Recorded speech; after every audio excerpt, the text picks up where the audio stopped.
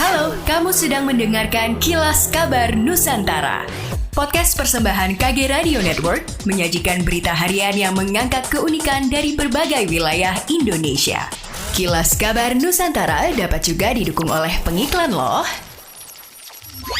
Ingin belajar soal isu kesehatan mental? Sering merasa sendirian dan sulit dimengerti lingkungan sekitar soal perasaan kamu? Tenang, kamu nggak sendiri kok. Dengerin podcast Anyaman Jiwa yang ngebahas seputar kesehatan mental dari lingkup pekerjaan, percintaan, hingga sosial. Persembahan Medio by KG Media dan Sonora FM di Spotify. Gempa bumi kembali mengguncang wilayah pantai barat Mamuju, Sulawesi Barat, Rabu 8 Juni 2022. Hasil analisis Badan Meteorologi, Klimatologi, dan Geofisika BMKG menunjukkan gempa itu memiliki parameter magnitudo M5,8. Kepala Pusat Gempa Bumi dan Tsunami BMKG Bambang Setio Prayitno dalam keterangannya mengatakan epicenter gempa berlokasi di laut pada jarak 26 km arah barat Mamuju. Titik pusat gempa pada kedalaman 10 km. Bambang menyebut gempa tidak berpotensi tsunami. Karena itu pihaknya mengimbau masyarakat tetap tenang, tidak terpengaruh isu yang tidak dapat dipertanggungjawabkan kebenarannya. Lebih jauh, BMKG merekomendasikan masyarakat di sekitar lokasi gempa menghindari bangunan yang retak atau rusak yang diakibatkan gempa.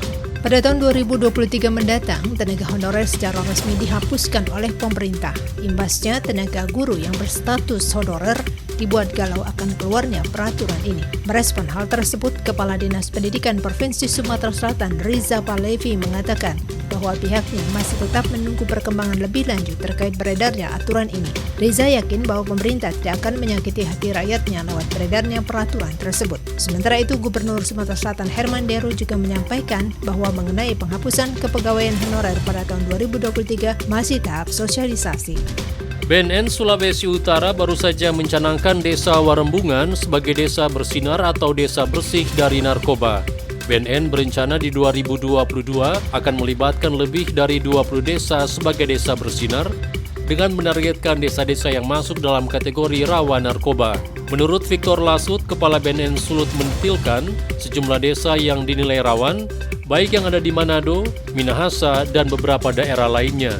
Pencanangan Desa Bersinar ini merupakan langkah BNN Sulut untuk mencegah penyebaran dan penyalahgunaan obat-obatan terlarang. Dengan berbasiskan keterlibatan aktif masyarakat, Lasut berharap pencanangan desa ini juga dapat meningkatkan tingkat kesadaran masyarakat akan bahaya penyalahgunaan narkoba. Demikianlah Kilas Kabar Nusantara pagi ini.